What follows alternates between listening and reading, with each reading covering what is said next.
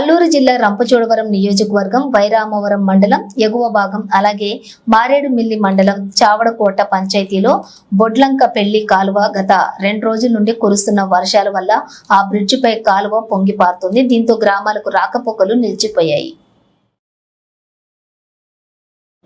అలాగే గోకవరం నుండి పాతకూడ పంచాయతీ ఎగువ భాగం నుండి వైరవరం మండలంలోకి వచ్చే బస్సుల రాకపోకలు నిలిచిపోవడంతో ఆఫీస్ పనుల మీద, ఐటీడీఏ పనుల మీద తిరిగే గిరిజన ప్రజలకు రాకపోకలకు చాలా ఇబ్బందులు పడుతున్నారు.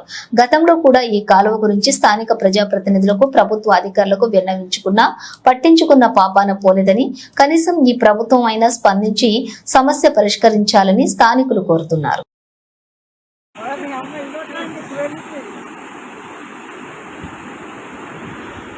అటుపక్క కారు, ఇటుపక్క విఆర్ఓ, ఈ పక్క ఆటో.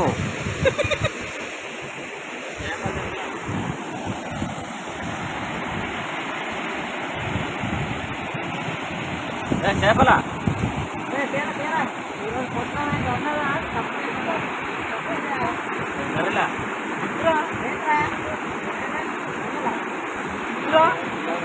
అడిగే జరుగుతుంది ఇలా దాటలేక అట్లా